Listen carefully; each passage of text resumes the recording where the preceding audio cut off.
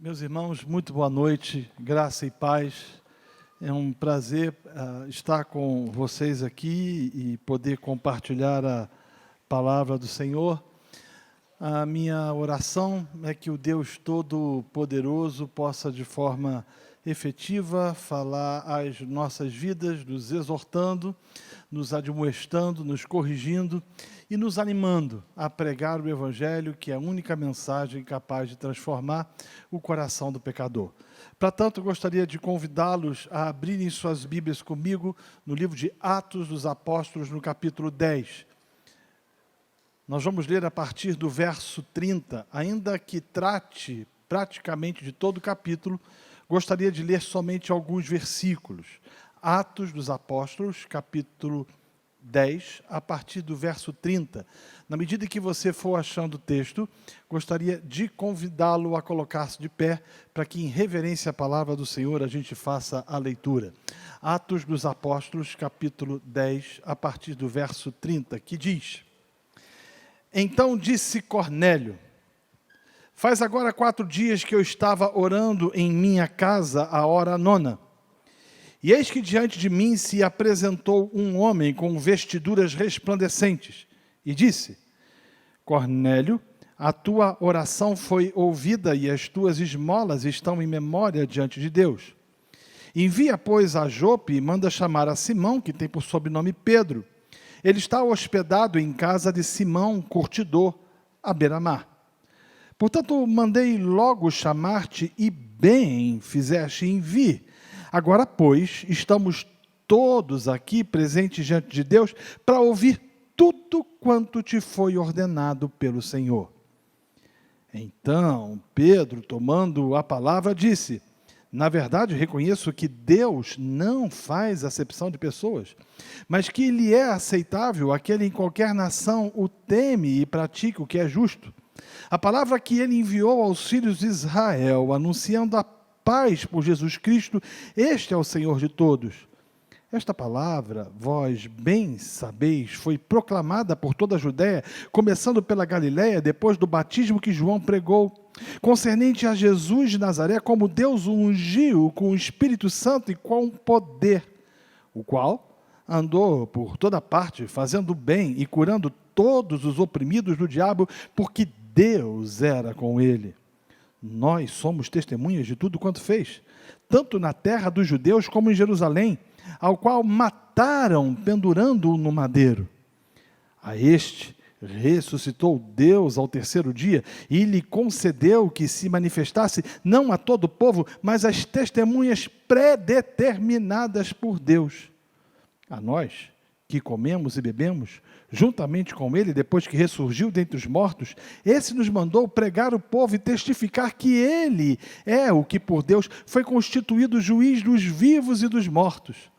A ele, todos os profetas dão testemunho de que todo que nele crê receberá a remissão dos pecados pelo seu nome. Enquanto Pedro ainda dizia essas coisas, desceu o Espírito Santo sobre todos os que ouviam a palavra. Os crentes que eram da circuncisão, todos quanto tinham vindo com Pedro, maravilhavam-se de que também os gentios se derramasse o dom do Espírito Santo, porque os ouviam falar em línguas e magnificar a Deus. Respondeu então Pedro: Pode alguém porventura recusar a água para que não sejam batizados estes que também como nós receberam o Espírito Santo? Mandou, pois, que fossem batizados em nome de Jesus Cristo. Então lhe rogaram que ficasse com eles por alguns dias. Gostaria de orar mais uma vez.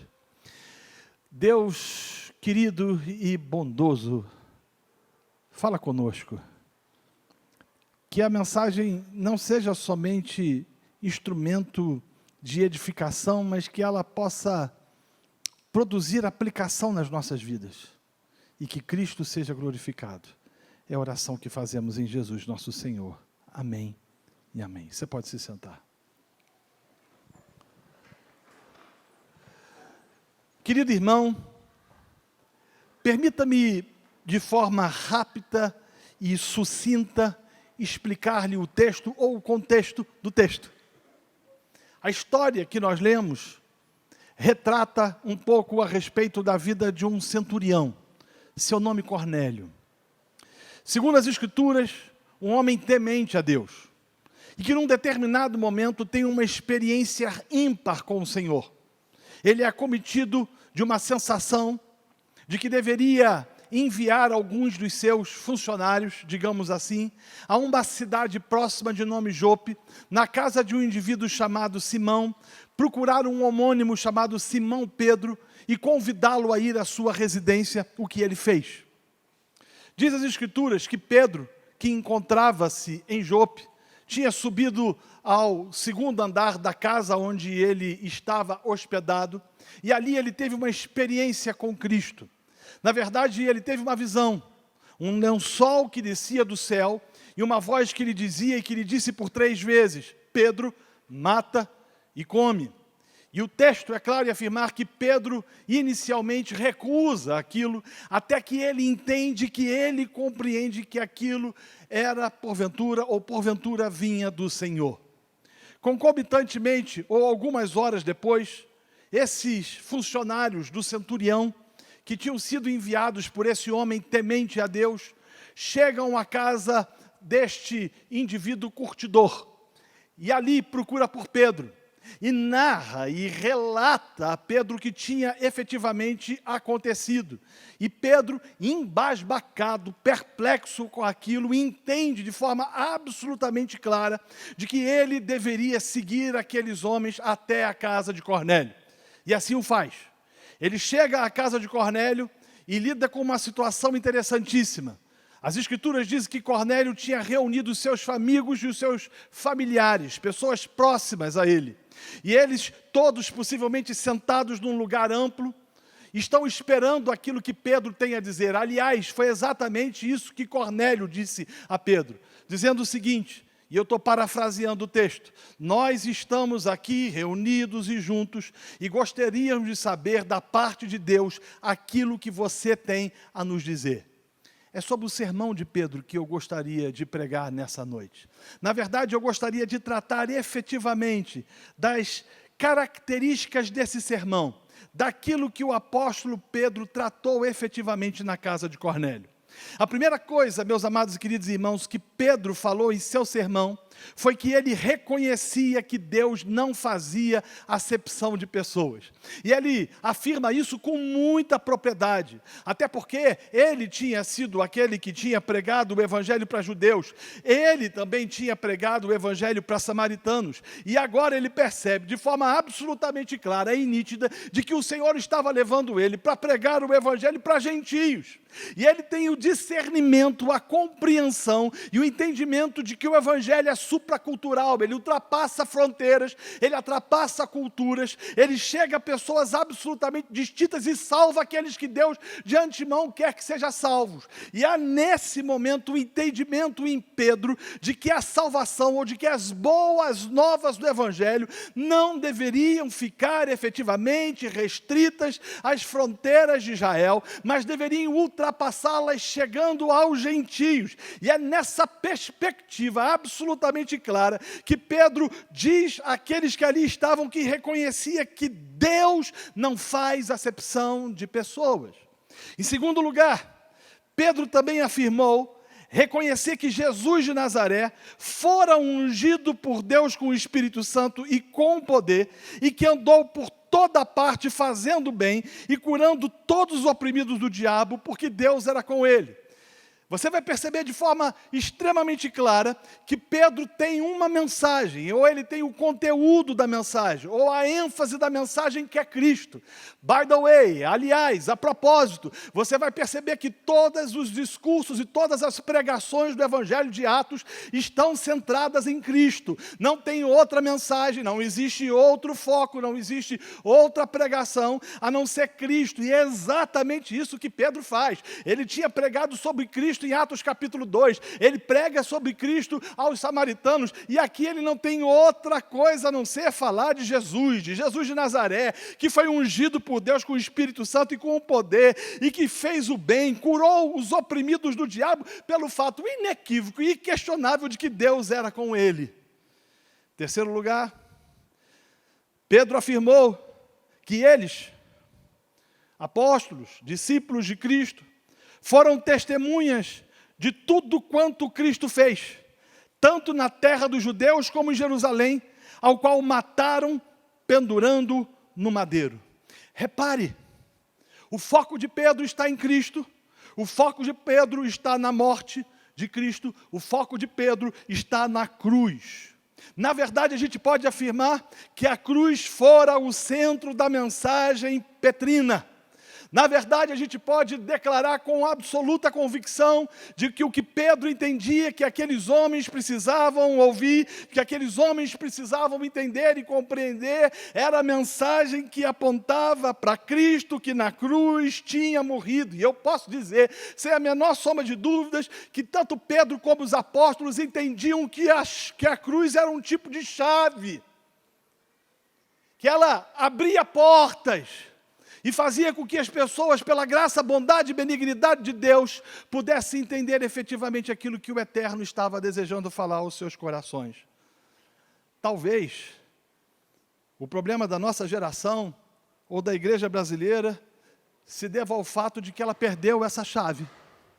Eu não sei se você já se deu conta, mas muitos dos nossos cultos, muitas das nossas liturgias não estão centradas em Cristo. Muitas das nossas pregações não focam efetivamente em Cristo. Muitas das nossas canções são antropocêntricas, são ensimesmadas. Muitas das nossas pregações estão focadas efetivamente naquilo que Deus pode ou deixa de fazer. Mas você vai perceber que a mensagem de Pedro está focada, está centrada efetivamente em Cristo que morreu na cruz. Deixa-me contar uma história. Conta-se que uma menina, por volta dos seus 7 anos de idade aproximadamente, juntamente com seus pais, estavam numa cidade do interior das Minas Gerais. E eles, perplexos com a beleza da arquitetura de uma daquelas igrejas históricas, belíssimas, ficavam olhando cada detalhe da obra feita por pessoas absolutamente hábeis na edificação e na construção, que sem que se dessem conta foram se separando uma das outras, principalmente a menina. A menina de 7 anos, embebecida com aquilo, quando virou a sua cabeça, ou baixou a cabeça e fixou os seus olhos ao redor, não viu mais o seu pai, não viu mais a sua mãe. E começou então desesperadamente a chorar, mas chorava compulsivamente. E ela procurava o pai onde estava, e procurava a mãe, e não encontrava, até que um guarda municipal, angustiado com aquilo, perguntou: minha filha, cadê o seu pai? Cadê sua mãe? E a menina não sabia responder. E aí ele perguntou a ela: você sabe o telefone celular? E a menina, tão nervosa, ela dizia: não consigo me lembrar, eu quero saber onde está o meu pai, eu quero saber onde está a minha mãe.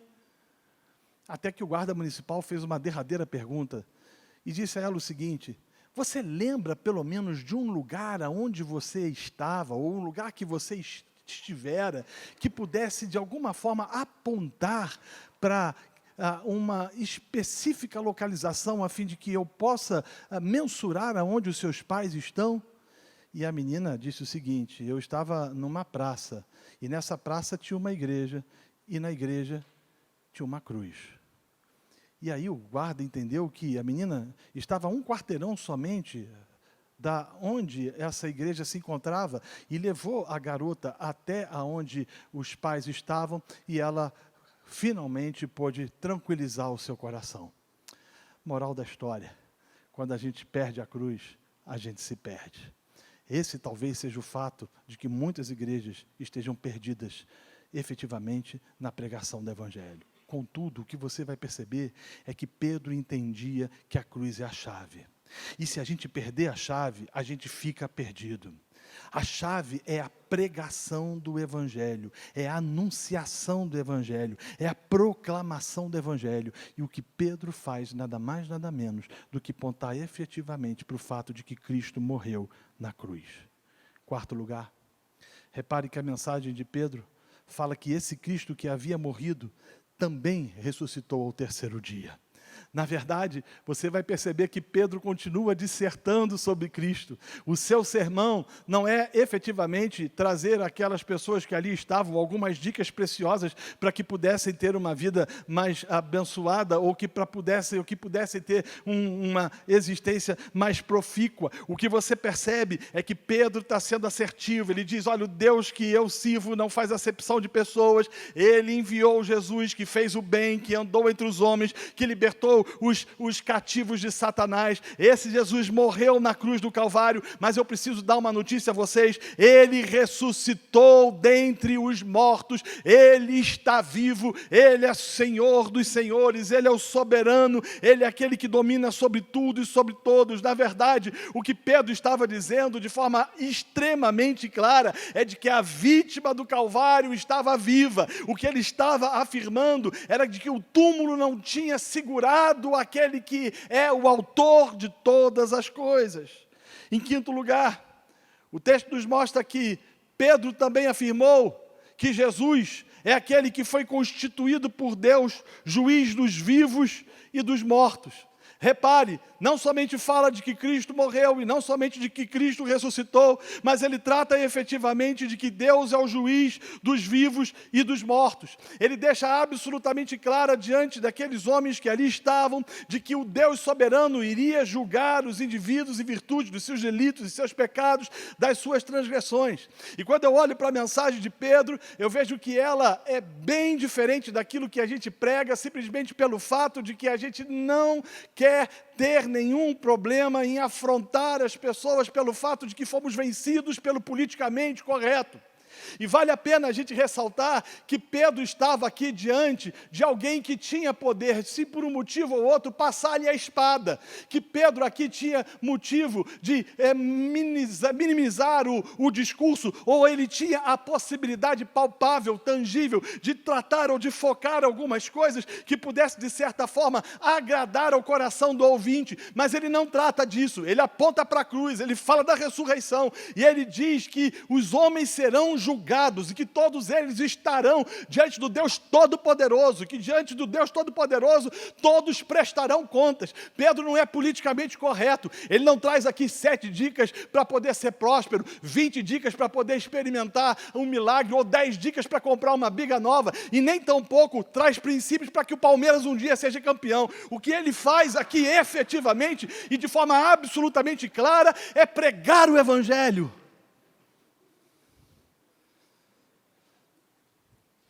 E ele diz que os homens serão julgados. Em sexto lugar, em último lugar, a afirmação de Pedro diante dos seus ouvintes é de que todo aquele que cresce em Jesus receberia perdão dos pecados. Aliás, não é politicamente correto também falar sobre pecado. Eu tenho um pastor conhecido que ele me contou uma história triste. Ele assumiu uma igreja e começou a pregar o Evangelho.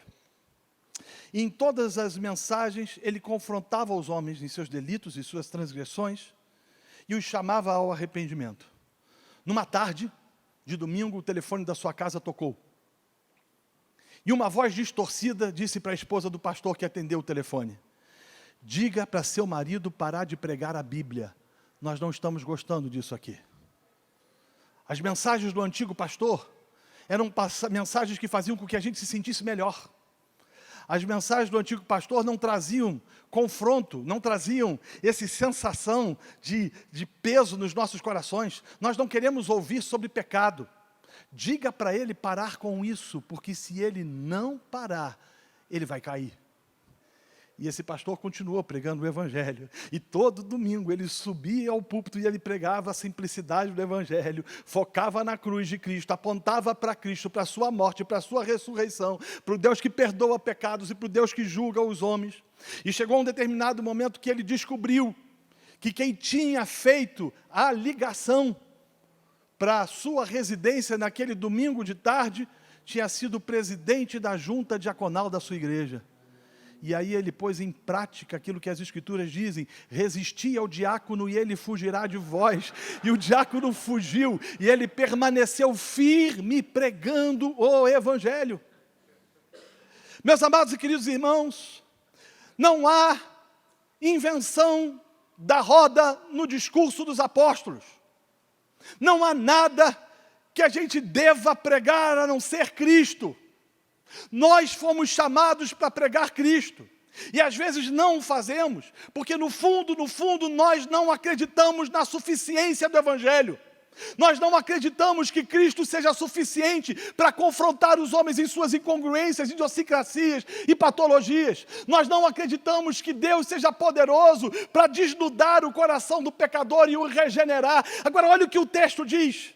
O texto diz que enquanto Pedro pregava, enquanto ele tratava desses pontos nevrálgicos, as Escrituras afirmam que o Espírito Santo, mediante a pregação e a palavra de Pedro, operou no coração daqueles que ali estavam, regenerando-os poderosamente. Deixa eu dizer algo para você: quando o Evangelho é pregado, pecadores são impactados pela graça de Deus. Quando o Evangelho é pregado, pecadores são regenerados pelo Espírito Santo de Deus. E o que você vê aqui é que o Espírito Santo regenera o coração dos pecadores, porque efetivamente o que estava sendo pregado é o Evangelho.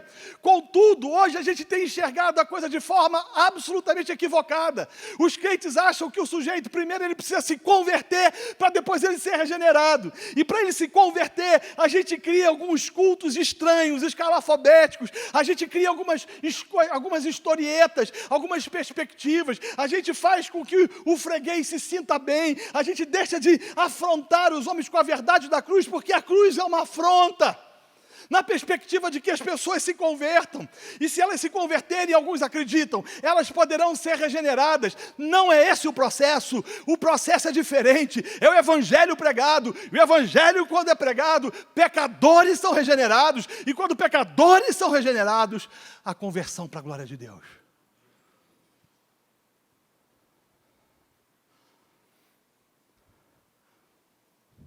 O Espírito Santo, mediante a palavra, operou no coração dos que lá estavam e os regenerou poderosamente, levando-os à conversão.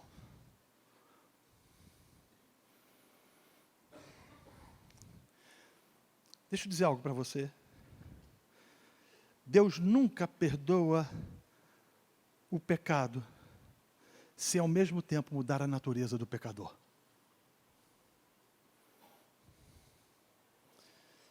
A questão é que na perspectiva ou no desejo de dialogar com a cultura, ou de redimir a sociedade ou a cultura, a gente tem deixado de tratar de questões nevrálgicas. Porque no fundo, nós queremos estar bem com a sociedade, e desenvolver uma fé politicamente correta, onde as pessoas olham para a gente e nos acham bonitinhos, lindinhos e cheirosinhos. Quando o Evangelho por si só é uma afronta. Dizer para o sujeito que ele é pecador é uma afronta. Dizer para o sujeito de que não existe possibilidade de salvação fora de Cristo é uma afronta.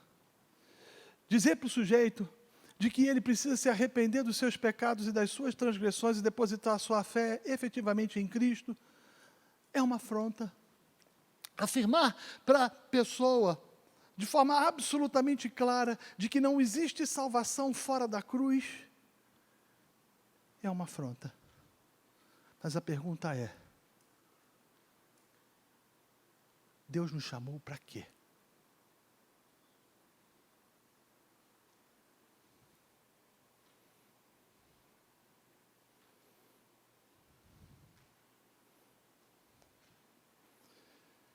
Quando o Evangelho é pregado, pecadores são regenerados.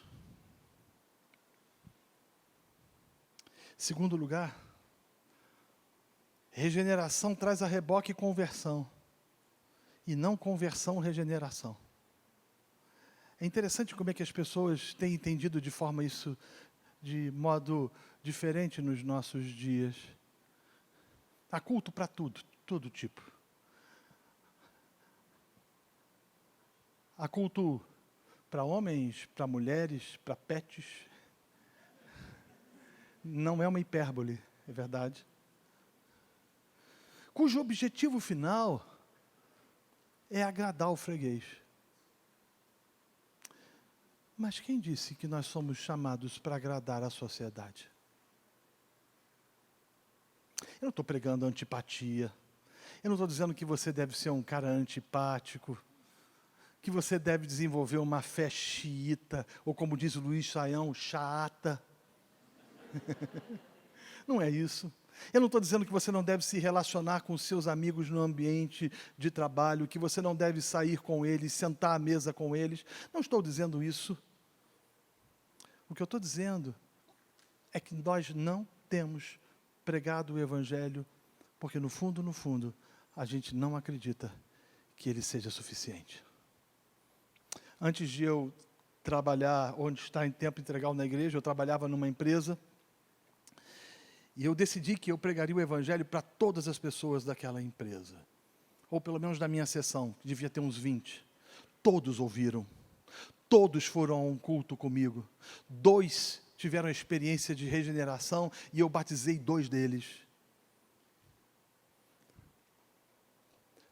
Firmes na fé, permanecem até hoje, por causa do poder do Evangelho. Regeneração traz a reboque conversão. E não conversão, regeneração. Terceiro lugar, quando o Evangelho é pregado, há compromisso e discipulado. Porque é interessante que aqueles homens são batizados. Evangelho traz a reboque compromisso. Evangelho traz a reboque o desejo de passar pelas águas do batismo. Evangelho traz a reboque o desejo de seguir o Senhor. Evangelho traz a reboque a vontade perene de estar aos pés do Cristo, aprendendo as verdades inequívocas das Escrituras. Evangelho faz com que a gente desenvolva uma vida de discipulado. Portanto, meus amados e queridos irmãos, Pedro aqui, ele está nos trazendo lições fantásticas. Ele não está somente dizendo que Deus não faz acepção de pessoas. Ele não só está dizendo de que Jesus morreu e ressuscitou na cruz. E ele não está somente afirmando de que Jesus vai julgar pecadores e que ele perdoa o pecado dos pecadores, daqueles que efetivamente depositam sua fé nele. O que ele está dizendo é que aqueles que encontram Cristo são regenerados, são transformados poderosamente pela mensagem do Evangelho, o que os leva a compromisso e discipulado, e por fim, os leva a uma nova vida. É tão interessante hoje em dia você ver os crentes desse país que advogam terem tido uma experiência com o Senhor, mas continuam com a mesma vida. E eu não estou pregando moralismo, eu não estou pregando cuidado boquinha no que fala. Você lembra dessa canção antiga? Você lembra? Eu tenho horror dessa canção, mas horror. Eu era criança, eu ia para a escola dominical e eu tinha uma imagem, quando cantava ela, de um velhinho de barba branca, com o dedo em riste, com a camisa do Flamengo, apontando o dedo para mim. Coisa horrorosa. Não é moralismo. Conversão antes de regeneração aponta para um evangelho moralista, mas não é isso que os apóstolos nos ensinam. Os apóstolos nos ensinam que evangelho, quando pregado, ele faz aquilo que eu e você não podemos fazer. Aliás, era isso que o reformador alemão Martinho Lutero disse certa feita: prega a palavra, e a palavra vai fazer tudo, a palavra faz tudo. Meus amados e queridos irmãos, nós como cristãos fomos chamados para anunciar Cristo, e a proclamar as verdades do Evangelho, a proclamar as verdades da cruz, a tratar efetivamente do fato inequívoco de que ele morreu sim, e ele ressuscitou, e corporalmente foi assunto aos céus, e corporalmente está sentado à direita do Deus Pai, e corporalmente vai voltar e buscar a sua igreja, e reinará sobre todos os homens pelos séculos dos séculos, pelo fato inequívoco e inquestionável de que ele é o Senhor. Vamos à aplicação do texto e caminhar para o final. O que esse texto tem a ver conosco? Muito. O que ele nos ensina e o que a gente precisa fazer com ele. Primeiro, entender que Cristo é suficiente. Eu fui pastor de uma igreja em que um irmão chegou para mim e falou o seguinte: pastor, eu tenho uma estratégia ótima para o senhor manter os jovens na igreja. E eu falei, diga. Ele falou, dá cargo para eles. Eu fingi que não ouvi muito bem. Eu falei, o irmão poderia repetir? Dá cargo. Bota um como responsável para uma determinada área nos jovens. Bota outro responsável por uma determinada área na recepção. E aí eles vão ficar na igreja e eles vão acabar se convertendo. E aí, pastor, tudo vai ser maravilhosamente bom. E eu olhei para ele e falei, eu acho que o senhor não entendeu o Evangelho. Eu e você não temos poder de converter absolutamente ninguém. Se a gente entendesse que a gente não tem poder para converter ninguém, a gente faria menos blocos de carnaval gospel. Se a gente entendesse que a gente não tem poder de converter ninguém, nós não faríamos Halloween gospel. Nós não faríamos nenhum tipo de atividade que tenta de alguma forma convencer os homens dos seus pecados, porque entenderíamos que isso não tem poder para absolutamente nada. O que tem poder é o Evangelho, é um decreto de Deus, é uma ordem de Deus, ide por todo o mundo e pregai o Evangelho. O Evangelho é suficiente, Cristo é suficiente. No more, nada mais. Somente Cristo. Segunda lição, nós não temos o direito de pregar outra coisa a não ser Cristo Jesus. Eu cheguei numa comunidade no Rio de Janeiro, na Baixada Fluminense. Já foi na Baixada Fluminense? Pois é, né? O nome da comunidade é Vai Quem Quer e Vem Quem Quer. Assim mesmo, é. Vai quem quer e vem quem quer. Eu cheguei, quando eu estava para entrar na rua da igreja, tinha uma barricada de concreto. E o pastor estava me esperando. E ele falou, infelizmente o senhor não vai poder entrar com o carro aqui não, porque o tráfico fechou a passagem. E o senhor tem que deixar o carro aqui, a gente tem que ir andando. E ele muito constrangido, mas muito constrangido. Quando nós chegamos perto da igreja, eu vi que tinha uma tenda de circo armada. E eu perguntei a ele, irmão, que tenda é essa aí? E ele falou o seguinte, pastor, essa é a desgraça da minha vida. Eu falei, como assim? Ele disse, daqui a 3 horas vai começar um baile funk aqui. E ele começou a chorar, e ele disse, meninas de 9 anos de idade vão fazer sexo oral por R$ 1,99.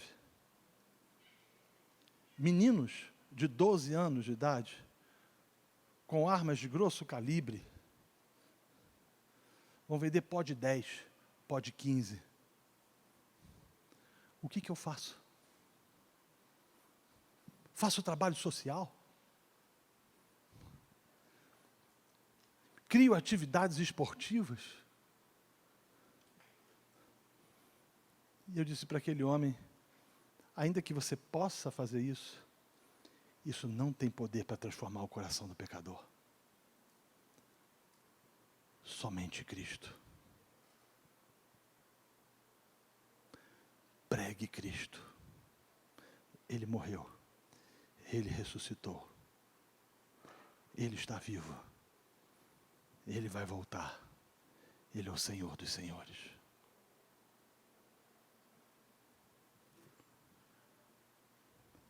Minha avó, eu já contei essa história muitas vezes, talvez você já tenha ouvido. Morreu ano passado aos 100 anos de idade. Ela se converteu, foi salva por Cristo, na primeira metade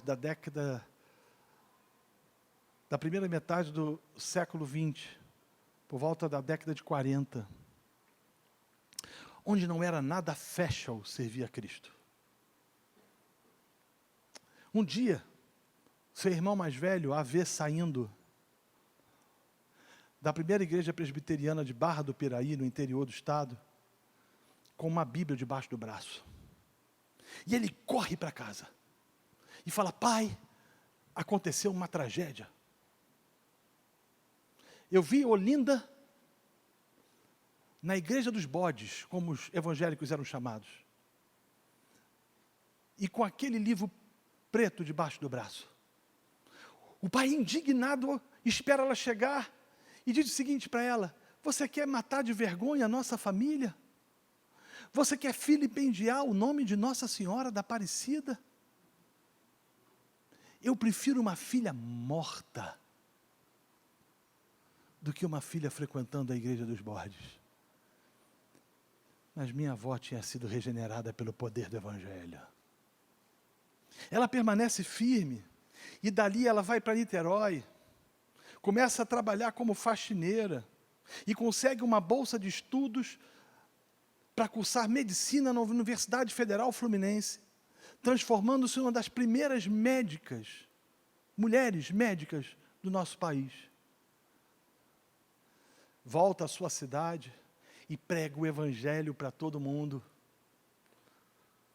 Muitos foram salvos, outros não. Alguns anos atrás ela descobriu que estava com câncer e Alzheimer. Na última vez que eu e minha irmã fomos visitá-la, minha irmã perguntou a ela: vó, você lembra de fulano? Ela disse não. Você lembra de ciclano? Ela disse não. Você lembra de Beltrano? Ela, não. E de Jesus? Você lembra? Ela levantou a mão e disse: o meu Salvador. Só o Evangelho.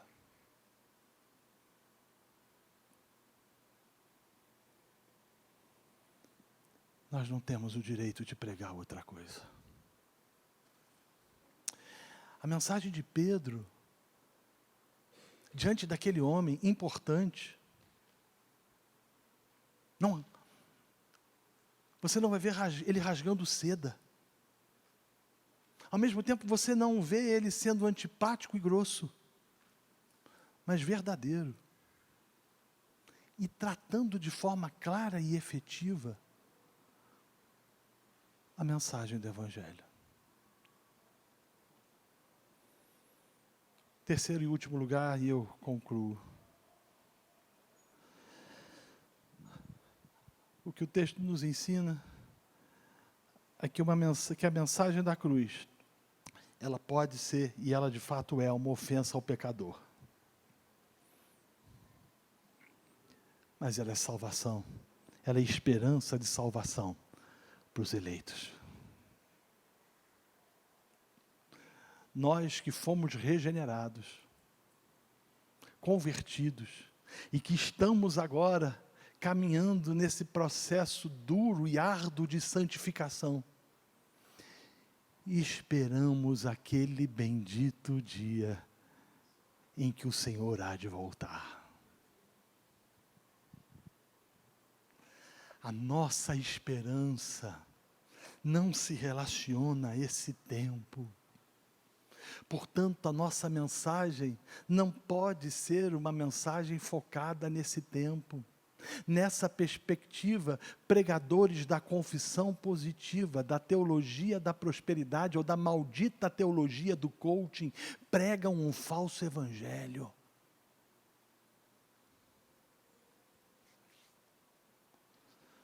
Cristo é tudo. Ele é suficiente.